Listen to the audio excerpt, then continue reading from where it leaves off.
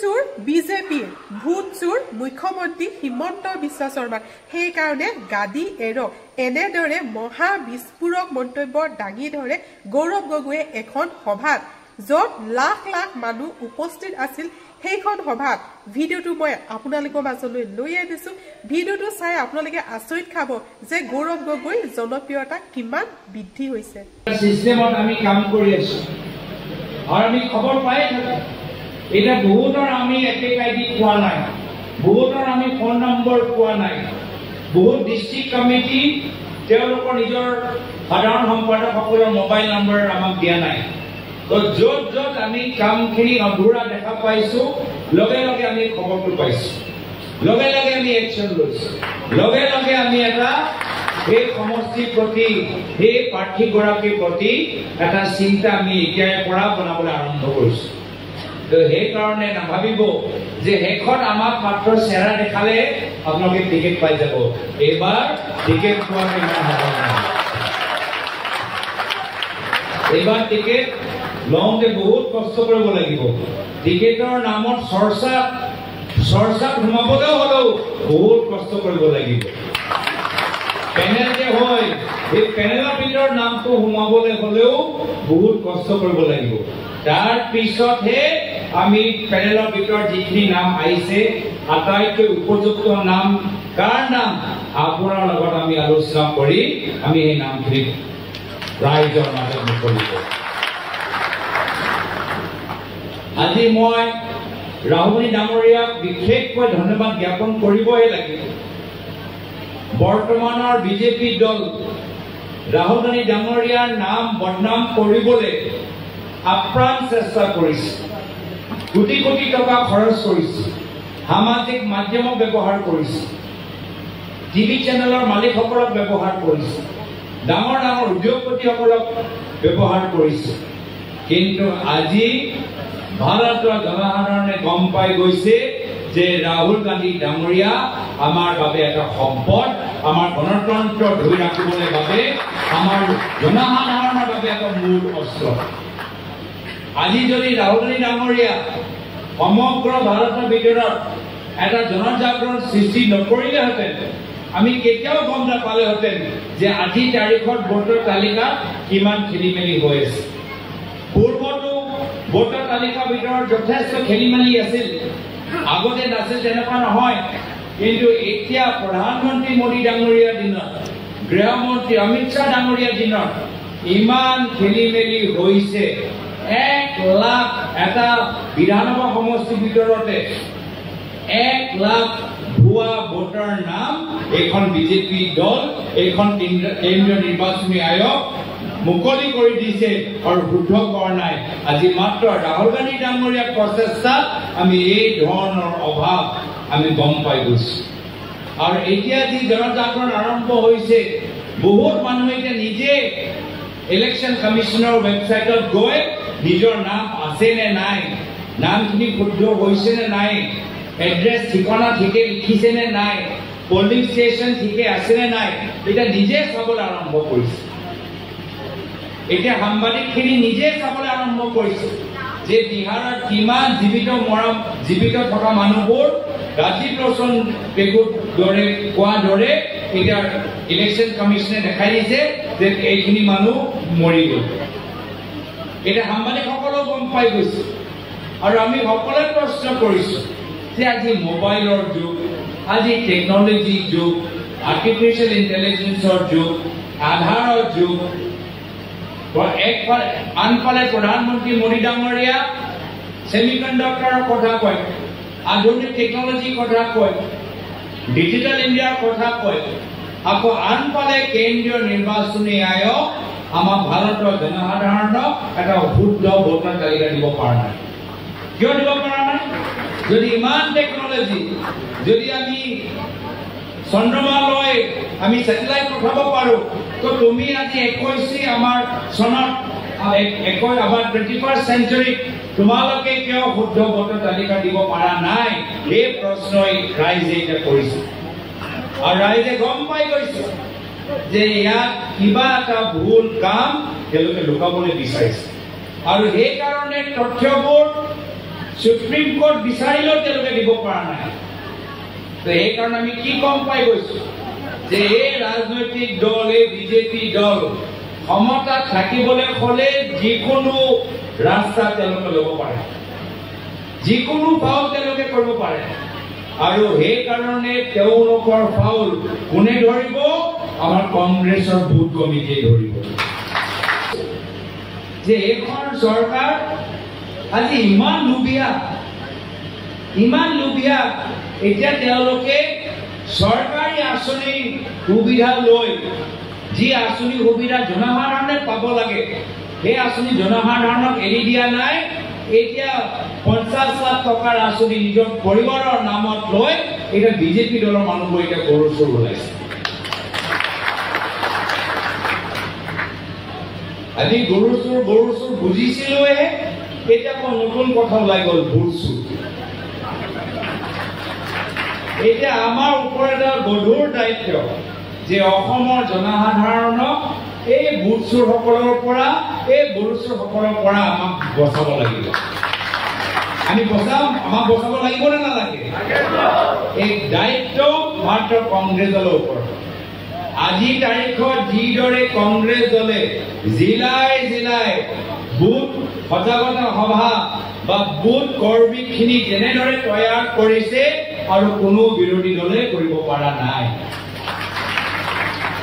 আমি 5 দিনৰ ভিতৰত 28,000 আমি বুথ আমাৰ এজেণ্টসকলক আমি প্ৰশিক্ষণ দিবলৈ এটা অভিযান আৰম্ভ কৰিছো। অসমৰ ভিতৰত কোনো বিৰোধী দল এনেদৰে আগবাঢ়ি যাব পৰা নাই। আৰু সেইকাৰণে যদি বিৰোধী শক্তি আমি সবল কৰিবলৈ বিচাৰো, প্ৰথমে কংগ্ৰেছ দলটো শক্তিশালী হ'ব লাগিব। কংগ্ৰেছ দল শক্তিশালী হ'লেহে আমাৰ বিৰোধী শক্তি সবল হ'ব। যদি আমি নিজকে শক্তিশালী কৰিব নোৱাৰো, নিজৰ আমি মণ্ডল কমিটি বনাব নোৱাৰো, যদি আমি নিজৰ বুথ কমিটি বনাব নোৱাৰো, এতিয়া বিৰোধীসকলেও আমি শক্তিশালী কৰিব নোৱাৰিম। সেইকাৰণে প্ৰথমে নিজকে শক্তিশালী কৰা সিদ্ধান্ত কংগ্ৰেছ দলে লৈছে। আৰু এই ক্ষেত্ৰত আপোনালোকৰ ওপৰত যথেষ্ট দায়িত্ব আহিব। আজি তাৰিখত মাটি সম্পৰ্কত বহুত চৰ্চা। বিজেপি এনেকুৱা দেখাইছে যে অসমীয়া মানুহৰ মাটি তেওঁলোকে সুৰক্ষিত কৰিছে, কিন্তু অসমীয়া মানুহবোৰ পাহৰি যোৱা নাই। এইখন চৰকাৰ 2016 চনত আজিৰ পৰা 10 বছৰ আগত মাটি নামত তেওঁলোকে চৰকাৰ গঠন কৰিবলৈ সক্ষম হৈছে। সেই সময়তে কৈছিল জাতি, মাটি, ভেটি। এতিয়া 10 বছৰ সম্পূৰ্ণ হৈ গ'ল। এতিয়া 10 বছৰৰ ভিতৰত যদি আমি তেওঁলোকৰ হিচাপ নিকাচ কৰোঁ, তেতিয়া আমি গম পাম যে তেওঁলোকে অসমৰ জনসাধাৰণক মাটি দিব পৰা নাই। আজি অসমৰ জনসাধাৰণৰ পৰা এইখন বিজেপি দলে মাটি ল'বলৈ আৰম্ভ হৈ কৰিছে। ক'ত তেওঁলোকে মাটি কিনা নাই, ক'ত তেওঁলোকে বাগান কিনা নাই, ক'ত তেওঁলোকে ৰিজৰ্ট খোলা নাই, ক'ত তেওঁলোকে হোটেল বনোৱা নাই। 10 বছৰ আগত মাটি কথা কৈছিল, জাতি কথা কৈছিল, ভেটি কথা কৈছিল, কিন্তু আমি দেখা পালো যে অসমীয়া মানুহবোৰ মাটি পট্টা পোৱা নাই। কিন্তু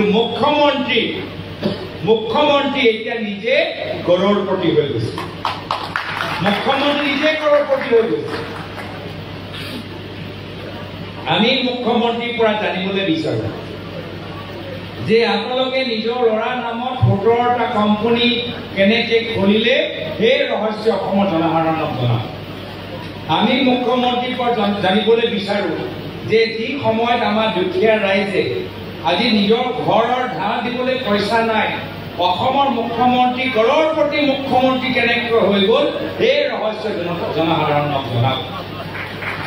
আমি জানিবলৈ বিচাৰো যি সময়ত মানুহবোৰে বাগান চলাব পৰা নাই, বিজেপি নেতাসকলে ঠায়ে কেনেদৰে নিজৰ পালি নেতাৰ নামত বাগান কিনিবলৈ সক্ষম হৈছে, সেইখিনি কথা অসমৰ জনসাধাৰণক জনাওক। আজি অসমৰ বিভিন্ন জনগোষ্ঠী জনজাতিৰ 40,000 বিঘা মাটি আদানী, আম্বানী আৰু পতঞ্জলি দিছে। 40,000 বিঘা মাটি। ট্ৰাইবেলৰ মাটি, বড়ো মানুহৰ মাটি, ৰাভা মানুহৰ মাটি, মিচিং মানুহৰ মাটি, কাৰ্বি অঞ্চলৰ মাটি, 40,000 বিঘা মাটি আদানী আম্বানী কোনো আলোচনা নকৰাকৈ, গাঁৱৰ মানুহৰ লগত কোনো আলোচনা নকৰাকৈ আজি দি দিছে। আজি বাগানৰ ভিতৰত আজি তেওঁলোকে মাটি দখল কৰি আজি নিজৰ বাগান কৰিবলৈ আৰম্ভ কৰিছে। কাক তেওঁলোকে উচ্ছেদ কৰা নাই। আজি চিলাপথাৰৰ ভিতৰত তেওঁলোকে ভাষিক সংখ্যালঘু মানুহ উচ্ছেদ কৰিছে। খবৰ লওক, চিলাপথাৰৰ ভিতৰত ভাষিক সংখ্যালঘু মানুহ উচ্ছেদ কৰিছে। খবৰ লওক, কাক উচ্ছেদ কৰা নাই। মিচিং মানুহ উচ্ছেদ কৰিছে, খিলঞ্জীয়া মানুহ উচ্ছেদ কৰিছে, বড়ো মানুহ উচ্ছেদ কৰিছে, ৰাভা মানুহ উচ্ছেদ কৰিছে, ধৰ্মীয় সংখ্যালঘু মানুহ উচ্ছেদ কৰিছে, চাহ শ্ৰমিকসকলক উচ্ছেদ কৰিছে। কাক তেওঁলোকে উচ্ছেদ কৰা নাই। কাকো তেওঁলোকে এৰি দিয়া নাই। আদানী আম্বানীক লাভ দিওঁতে তেওঁলোকে অসমৰ জনগোষ্ঠী জনজাতি সমাজৰ কোনো এটা বৰ্গক তেওঁলোকে এৰি দিয়া নাই। মাটি পট্টাৰ ক্ষেত্ৰত সকলোকে সকলোৰ লগত তেওঁলোকে অন্যায় কৰিছে। আজি চিলাপথাৰৰ পৰা সজাইলৈকে মই খবৰ লৈছো।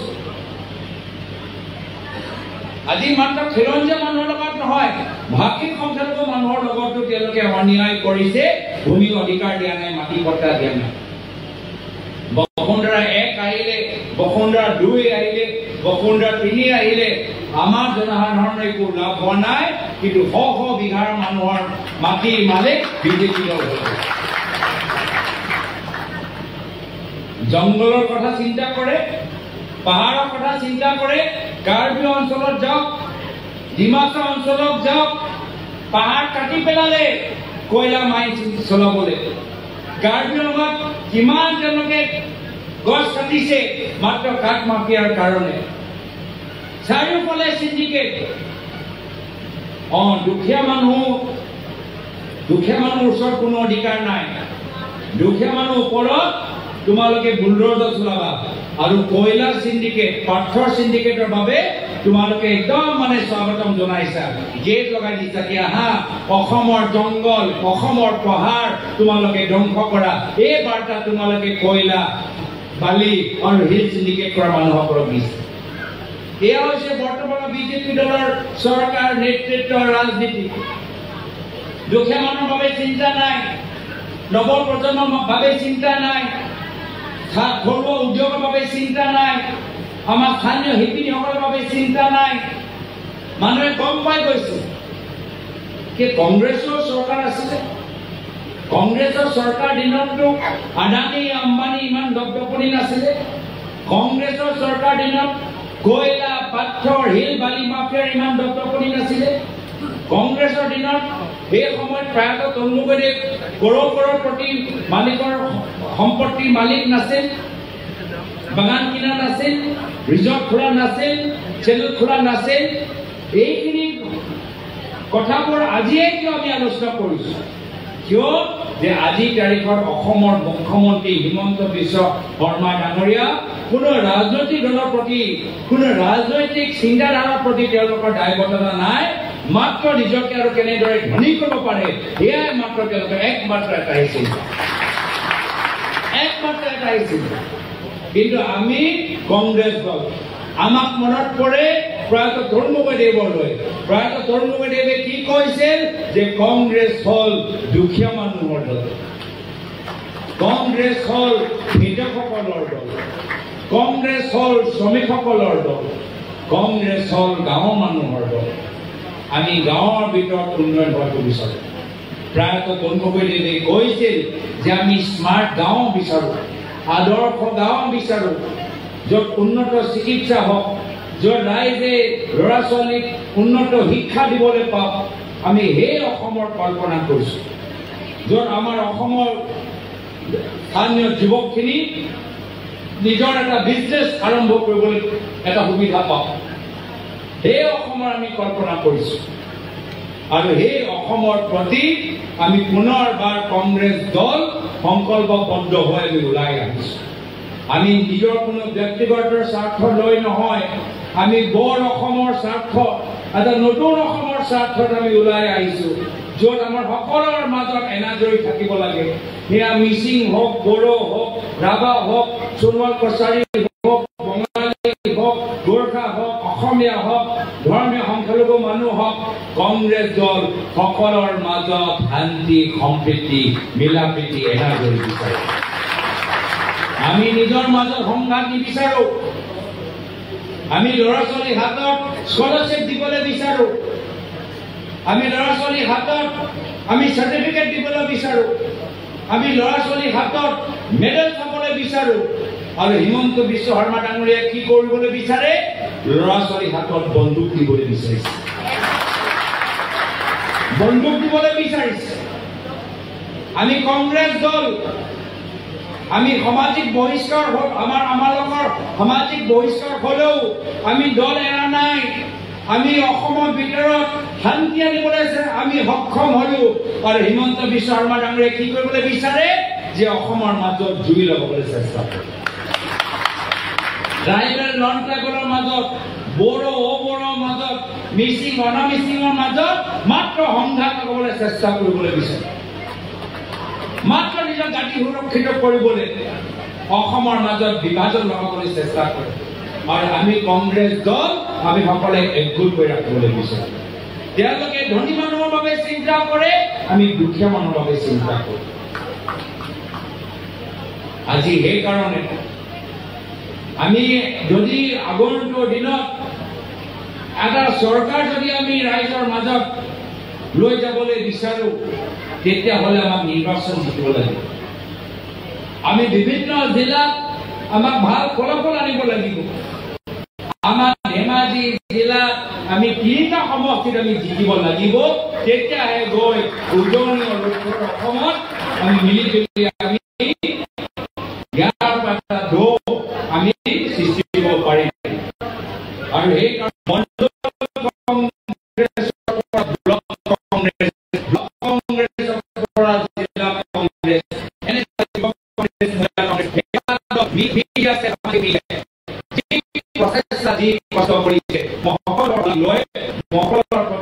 মৰম যাচি শ্ৰদ্ধা নিবেদন কৰি আজি তাৰিখত ইয়াতে